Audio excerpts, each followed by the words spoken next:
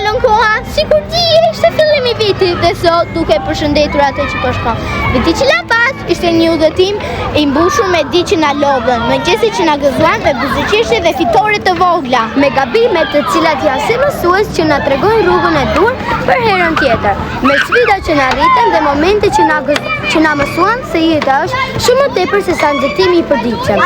Dhe pikërisht këtë e bën jetën më të bukur. Në këtë moment, mes së djeshmës dhe të nesërmes, na mbetet vetëm të mbajmë me vete mësimet e vitit që iku dhe t'i kthejmë ato në dituri për vitin që vjen.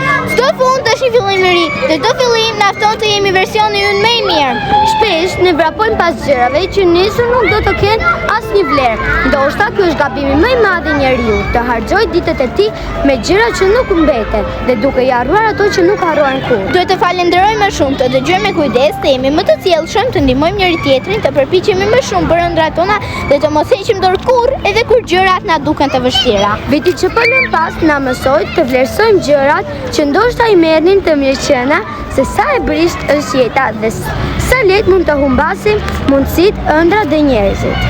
Na mësoi se paraja dhe lodrat e botës nuk i fshin plagët që mbetin në zemër, por një fjalë e mirë, një kërkim faleje i sinqert, ato janë pasuri që nuk ka vit që i prish.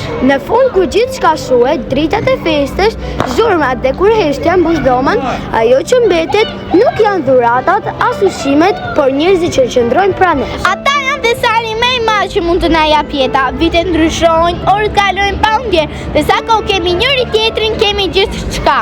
Kështu le të presim vitin e ri me zemra plot mirënjohje për vitin që iku dhe me shpresë për ditët që vijnë. Të ndryshojmë zemrën sepse ajo është e vetmja që mund ta bëjë botën edhe pak më të mirë, dhe kështu le të hyjmë në vitin e ri me dashuri, harmoni dhe besim.